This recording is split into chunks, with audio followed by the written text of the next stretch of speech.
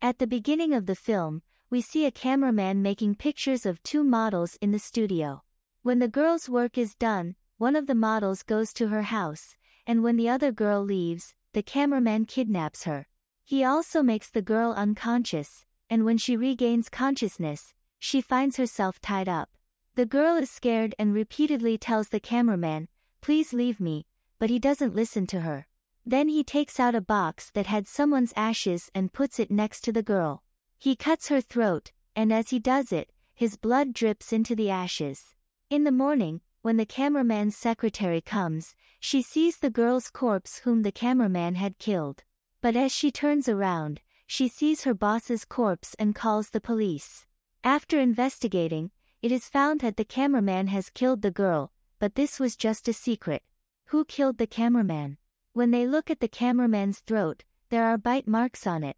Looking at his corpse, it seems as if someone had eaten his flesh.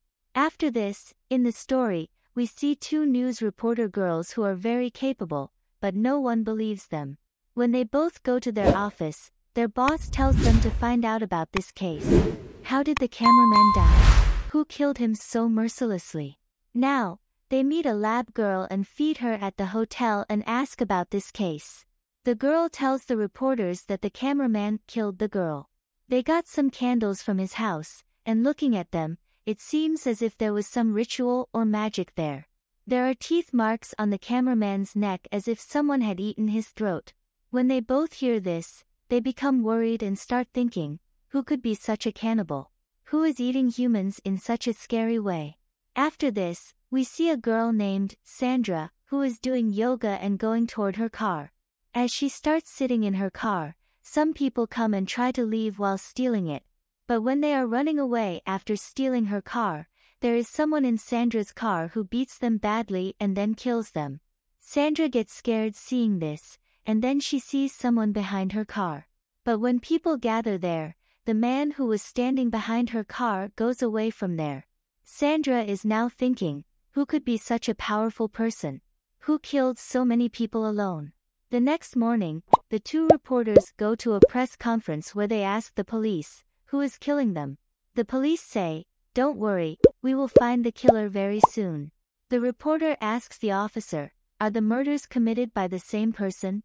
To which the officer replies, "The murders that took place near the car were committed by the same person." She asks, "Why was there such a mark on the cameraman's neck as if someone had sucked his blood?" Hearing this question, everyone is surprised because no one knew about this. Hearing this, the mayor, who came there, gets angry and says to the reporter girls, "You will not come to this conference again. A good reporter will come in your place, who will ask us good questions." She also tells this to her boss, to which their boss scolds them a lot. The boss also does not believe her and asks, who gives them this information? She says, "Our special people, who are involved in the police." When both were at home, they think, why don't we post something on our account about all these murders? Who knows, we may find out something.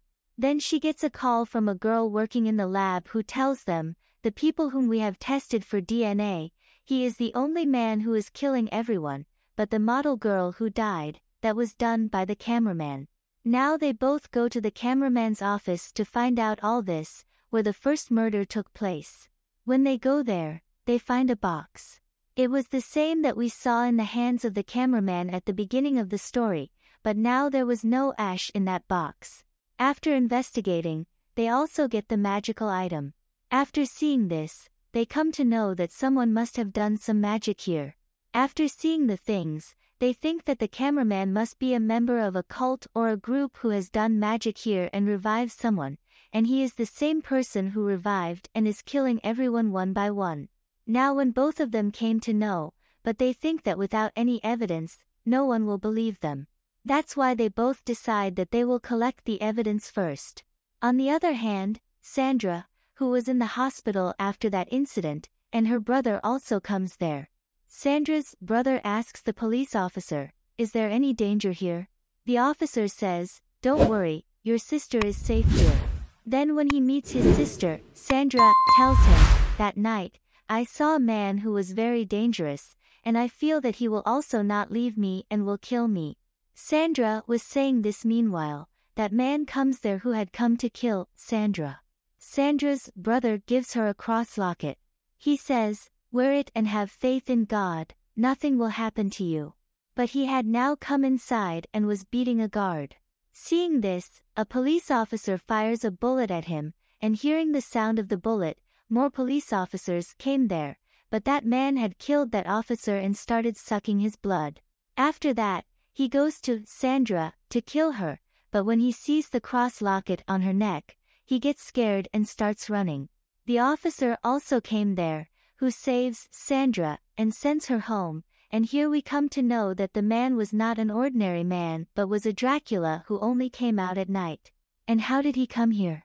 How did he come? We will come to know in the story. After this, we see a girl going home from her work. When she sits in the car, Dracula comes from behind and grabs her neck. He kills her and starts drinking her blood. The next morning, both reporters are called by their boss. "I have started a new show today, in which people will give us their opinion. Who is the killer?" And they start getting a lot of messages on this case, in which people told them their own thoughts. Why did this happen? And what was the secret behind it? The two reporter girls choose the names of some people and try to talk to them too. On the other hand, Sandra's brother also brought her home. He tells her that there are cameras here, and you don't worry, your life will not be in danger. Then, Sandra watches the reporter's video in which she was saying, "If anyone knows anything about this case, then please tell us." Sandra tells her brother, "I also want to talk to them." There, a lady talks to both the reporter girls in the office.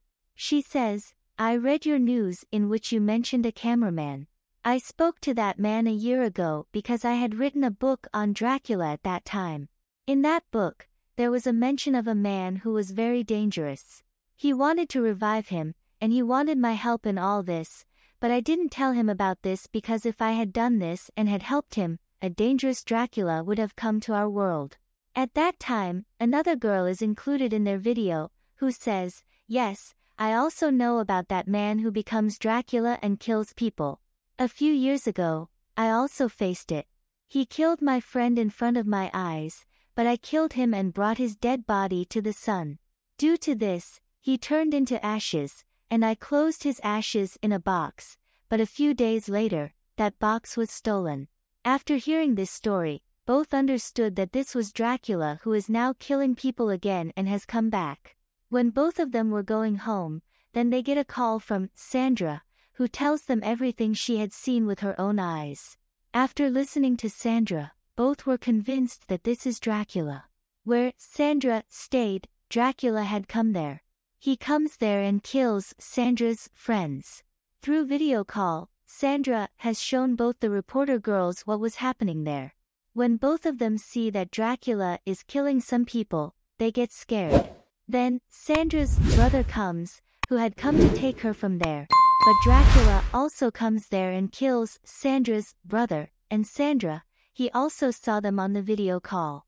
When they see his face, both of them get scared, and they tell everything to the police officer, but he says, "What have you made this story to be famous? If this is the case, then please don't do this. Your story is very useless." She had known that without proof, no one will believe them. She thinks that at the time of the day, where would that Dracula be? They also make weapons for him so that they can face him. One day, they get a call from a man who wanted to help them. He now calls both of them to his office. She asks, "Why did he call them here?" That man says, "We have a dealer company. We make and sell houses." He says, "One day, a man came to me who told me, I want a house that is completely deserted and in a very deserted place.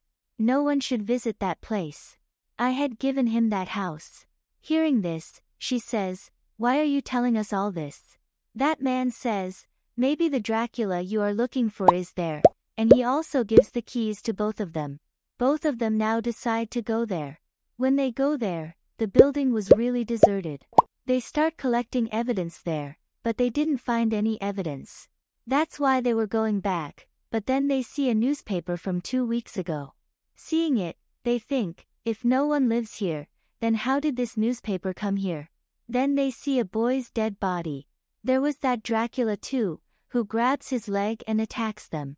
When they try to run away from here, Dracula captures them and beats them a lot. He also tries to suck their blood, but they don't give up. They attack him. Dracula beats a reporter a lot, even makes her unconscious, and the other reporter was running toward her to suck her blood, but she ran and came into the sunlight. After that, Dracula goes back to her, who was unconscious, but now that girl was also conscious and she picks up a stick and beats Dracula, which made him unconscious. They pull and bring him into the sunlight, which made him turn into ash again. After that, we see the story a few days later. Both reporters were injured, and no one believed them that they killed Dracula. That's why they both decide now they will leave the press, get married, and start living far away. At the end of the story, we see a little girl who was giving Dracula's ashes to a woman. We see that her nails were big, as if she is also Dracula. As if the cameraman had put the girl's blood in the ashes and revived her, but Dracula ended him as he came out. Then both the reporters killed Dracula with their bravery. But as long as Dracula's ashes will be in this world, then someone will put the girl's blood in it and revive him for his own benefit, and Dracula will return to destroy the world once more. Make sure you subscribe and turn on notification to watch more videos like this and show us support for our effort. Take care.